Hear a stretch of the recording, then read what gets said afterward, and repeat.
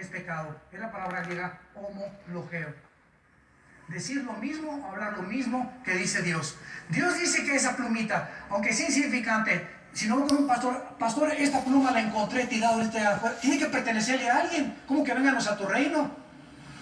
Entonces voy con el pastor y el pastor dice aquí, ¿verdad? Ahí está pluma, ¿verdad? O tenemos una pluma, dígame cómo es, porque van a venir como 10 coyotes, ¿verdad? Luego.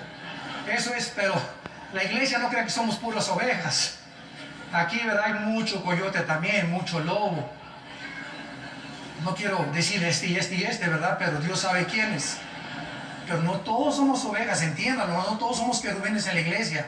La iglesia es un lugar que está infiltrada y solo Dios sabe quiénes son las ovejas, quiénes son los lobos y los coyotes.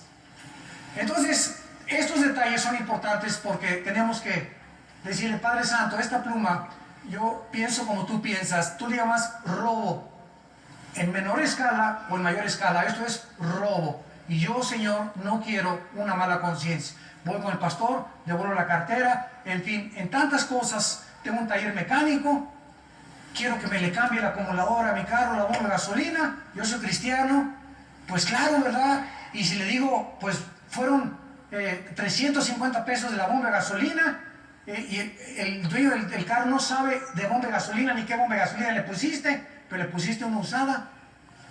Le pusiste una usada y se la cobraste por nueva.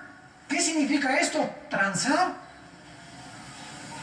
¿Cómo se llama esto? Defraudar a la persona, a tu prójimo, porque en Cristo dio su vida en la cruz.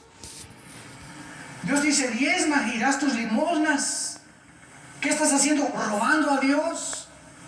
Pero cuando te cae la conciencia de Dios y dices, Señor, lo que tú dices, yo lo creo, pienso como ti, aquí está mi diezmo, el 15, el 20, el 30%, no podemos engañar a Dios.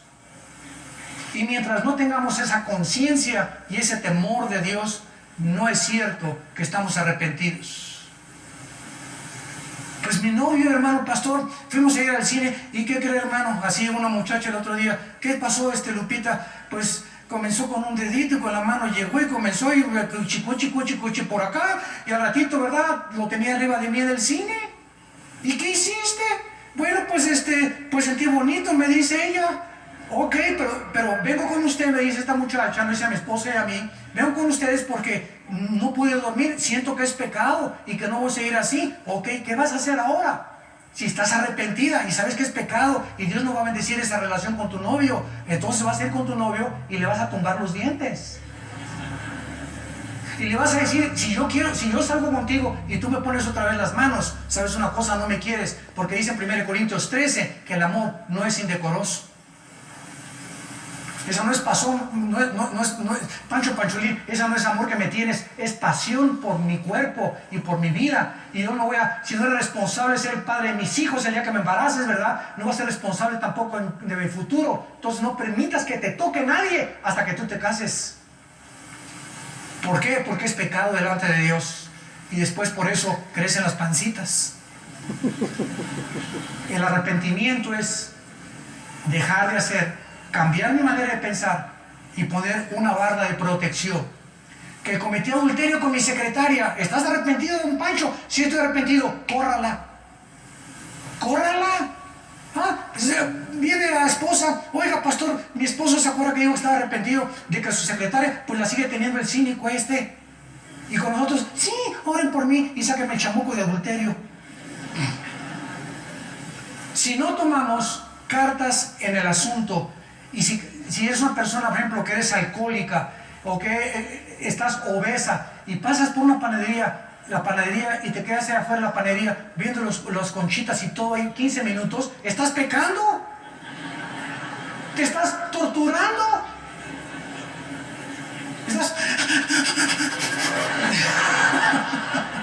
¿Para qué las ves? Es lo mismo, ¿verdad? ¿Quiere ir a la playa? Bueno, vamos a la playa. ¿Quién no ve bikinis? Digo, por todos lados hay bikinis. Nadie va a la playa así con una antifaz, ¿verdad? Ni San Crisóstomo. Ok, llegamos a la playa, pero sabemos, ¿verdad?, que no podemos estar así. ¿Por qué? Porque ya estamos pecando. Ya viste el bikini, pues ya ni modo, ¿verdad? Pues la arena y por aquí, por allá, esto y el otro. y comienzo a pensar en Aladín y la lámpara maravillosa. Dice Proverbios 28:13, el que encubre sus pecados no prosperará, pero el que los confiesa y se aparta, el que le dice a Dios, Señor, esa pluma, esa mirada, esa acción, esa trance en mi taller mecánico, esa revista que compré, cuando tú le dices a Dios y te pones de acuerdo que en lo que tú hiciste o en lo que tú pensaste está mal, eso es la confesión de pecado. Y entonces te va a llevar a decirle, Señor, lávame con tu sangre, y el que confiesa sus pecados alcanzará prosperidad y será bendecido y perdonado por Dios. Y vivirás en paz, sin temor del mal. Porque repito, el momento que vivimos en pecado, nos va mal en la vida. Yo les puedo decir a todos ustedes, ¿cuántos de ustedes no lo levanten? ¿Cuántos de ustedes levanten la mano, quieren ser felices y que les vaya bien en la vida? Alguien tendría aquí que estar loco para que me dijera, yo no, yo quiero que me vaya como la fregada en la vida. Todos levantarían la mano. Ok, la segunda pregunta, si quieres que te vaya bien en la vida, quieres ser feliz, vive en santidad. La santidad es la única manera de que Dios nos bendiga y nos vaya bien en la vida. La santidad está unida a la felicidad, a la paz, a la tranquilidad, a la esperanza, a la seguridad interior, a avanzar, a continuar en la vida, viviendo la vida que Dios quiere. Y el pecado es la causa de los sufrimientos, amarguras, sufrimientos, rencores, malicias, envidias, idolatrías, adulterios, fornicaciones. El pecado es la causa por la cual Cristo muere y paga por ellos en la cruz. Porque nos ama Dios y nos quiere bendecir Dios. Y si no tenemos conciencia de esto, jamás entenderemos el perdón de Dios. Ahora sí vamos al Salmo 51 y vamos a ver algunos puntos que David resalta en la confesión de pecado. En el Salmo que él escribió cuando él reconoció su pecado delante de Dios. Cuando un cristiano peca, tres cosas va a usar Dios. Apúntalas. En primer lugar, Dios nos disciplina, y la disciplina involucra tres cosas. En Hebreos 12, del 3 al 15. Apúntalo, no vayamos, pero vamos a ver. Tres cosas involucra la disciplina. Número uno, nos reprende a través de la Biblia. O sea, Dios usa las palabras. Todos ustedes en esta mañana, y los que nos ven por la televisión, están siendo exhortados, reprendidos de sus pecados, que solo Dios sabe cuáles son en tu vida. Dios está usando ahorita la Biblia. En segundo lugar, si tú no respondes a las palabras habladas de la persona que te exhorta, te va a disciplinar. La palabra disciplina viene de la palabra paudeo, de donde viene la palabra pedagogo o pedagogía. Paudeo significa formar el carácter. ¿Y qué va a usar Dios para formarte el carácter? Te va a azotar. Dios al que recibe por hijo disciplina y azota. Esa palabra mastigo en el griego significa un dolor físico. Dios va a usar algo que te duela. En otras palabras, físicamente. Les voy a explicar cómo funciona esto. En el Salmo 32 dice así: no sean como el caballo y como el mulo, que tienen que ser sujetados con freno, porque si no, no se vuelven a ti. Y estudiando yo el freno de los caballos, además me gustaba mucho montar a caballo cuando vivía en un rancho. El freno del caballo es un fierro con un puente que se les mete aquí a los caballos, y cuando tú le jalas las riendas al caballo, ese puente se le encaja en el paladar, y no se imaginan el dolor tan espantoso que le causa al cuaco, al caballo. Entonces el caballo, al sentir el dolor, se para. Pero si tú le dijeras cuaco, cuaco, cuaco, párate, párate, no habría ni se jalar de las riendas, ¿verdad? porque entendería por las palabras. Pero al caballo hay que aplicarle dolor para que se pare, jalarle la rienda. Y él asocia el dolor con la obediencia. Dios te dice, ¿quieres que aplique el mismo método en tu vida? ¿Quieres que acabar en el hospital para que aprendas, o en una ambulancia, o en la cárcel, para que entiendas cuando estés doliendo y sufriendo y te digas, ¿por qué hice esto? ¿Qué tonto fui? ¿Por qué no aprendí? Bla, bla, bla. ¿Quieres entonces atravesar ese procedimiento del dolor porque no quisiste oír a mis palabras? Pero sabes una cosa, dice Dios, te haré entender por las buenas o las malas. Ningún cristiano nos le escapamos a Dios. Y yo he pasado la disciplina de Dios hace muchos años y muy fuerte en mi vida. Y quiero decirles algo, no quiero volver a estar bajo la mano pesada de Dios en mi vida. Nunca jamás. Porque cuando su mano desciende sobre nosotros nos aplasta y nos hace así como el polvo. Y así me hizo a mí, así, contra el piso. Me molió totalmente todo lo que podía hacerme así. Y no quiero que jamás vuelva a suceder eso en mi vida. Pero Dios lo hace por su amor.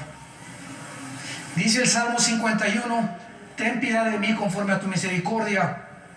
Y dice el versículo 4, contra ti el pecado, he hecho lo malo contra ti. Número 1, David reconoce su pecado abierto delante de Dios. Hoy tú tienes que hacer lo mismo, Señor.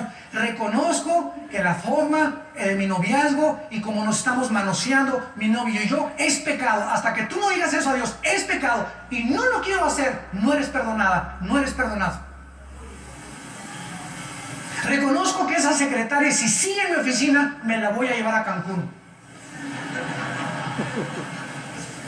Reconozco que si sigo en los puestos de periódicos, viendo las revistas, una y otra, y el Maxims y el Playboy, etcétera, etcétera, ¿voy a acabar comprando una? Pues sí. Si me sigo en la panadería con las conchas, ¿verdad? ¿Me voy a acabar llevando los cuernitos? Por favor. Eso se llama tentar a Dios. Si sigo con la pornografía, si hay programas pornográficos de las 10 a las 11 de la noche, a esa hora me desconecto, a lo mejor y apago la televisión y ya no tengo la tentación, y me va a venir la tentación 2 o 3 veces, pero si la venzo la tercera y la cuarta, tengo la fuerza para meter la quinta, y se fue de mí ese espíritu de inmundicia de mi corazón. Dios quiere que tomemos en serio el pecado, que tomemos en serio el pecado, porque es la causa de toda nuestra ruina y de toda nuestra tristeza. En segundo lugar dice David, el versículo 6, he aquí tú amas la verdad en lo íntimo y en lo secreto me has hecho comprender sabiduría. Reconoce, ¿verdad? David, y reconócelo, que mientras tú estés en esta situación, no puedes tener comunión con Dios, porque Dios ama la comunión en lo íntimo, en lo profundo de nuestro corazón, cuando nos hincamos a orar. Ay, Señor, te pido que me vaya bien el trabajo. Hermano, ore por mi hijo, le pido un matrimonio. No te va a decir Dios, no te contesto nada. Aunque oren 10 pastores por ti. ¿Por qué? Porque en tu corazón hay pecado. No te has arrepentido de eso que te dije que te tenías que arrepentir. En tercer lugar, versículo 8, Él pide volver a experimentar el gozo y la alegría de la santidad. Hazme oír gozo y alegría y se recrearán los huesos que has abatido. El pecado nos enferma. El pecado es como una planta sin agua. Cuando dejamos de tener el riego de la Biblia en nuestra vida, nos comenzamos a secar. Y el pecado nos seca, nos marchita el pecado. Y andas así en la cara de mí. Hola hermano, ¿cómo está? Hola hermano, ¿cómo está? A su nombre, gloria, aleluya, gloria a Dios en el nombre de Jesús. Hermano, ¿cómo está? Se nota luego un cristiano marchito, seco, ¿verdad? Hay algo, ya no tiene vida, ya no tiene la fuerza, no tiene el brillo en sus ojos, ¿verdad? ¿Por qué? Porque hay algo en su vida. Y es lo que perdemos, el gozo de la salvación, el gozo de experimentar con Dios. En cuarto lugar, versículo 13, le dice David, en el versículo 13, entonces enseñaré a los transgresores tus caminos y los pecadores se convertirán a ti. no es hasta que restablecemos la comunión con Dios que podemos volver a testificar de Cristo. ¿No es verdad? Por eso tienes una semana, 2, 3 semanas que a nadie ni te atreves a hablarle a nadie de Cristo, porque estás atormentado por tu conciencia sucia que te dice que estás manchado delante de Dios. Perdemos el testimonio a los demás. Versículo 15 al 17 reconoce que no hay sacrificios sino un espíritu contrito y quebrantado. Los sacrificios de Dios, versículo 17, son el espíritu quebrantado. Al corazón contrito y humillado no despreciarás tú, oh Dios. ¿Qué es el quebrantamiento? Es cuando agarras algo y lo aplastas. Es cuando tú agarras algo y lo machucas, lo haces pedazos. Siéntete en esta mañana, en esta tarde. Ustedes por la televisión también, siéntanse a través de la influencia del Espíritu Santo quebrantados. Señor, siento horrible por lo que estoy haciendo. Estoy engañando a mi esposo. Estoy engañando a mi esposo. Estoy viviendo sin casarme con un hombre, con una mujer. Me estoy dejando manosear por mi novio. Estoy engañando en mi taller. Estoy robando impuestos al gobierno. Señor, si no te sientes con esa carga del pecado en tu vida, no puede Dios hacer nada por tu vida. Vuélvanse a mí, dice el Señor, y ríos de agua viva saltarán dentro de su ser, porque el que confiesa sus pecados y se aparta alcanzará misericordia, y la sangre de Cristo nos limpia de todo pecado. Oremos. Padre, gracias por tu perdón. Gracias.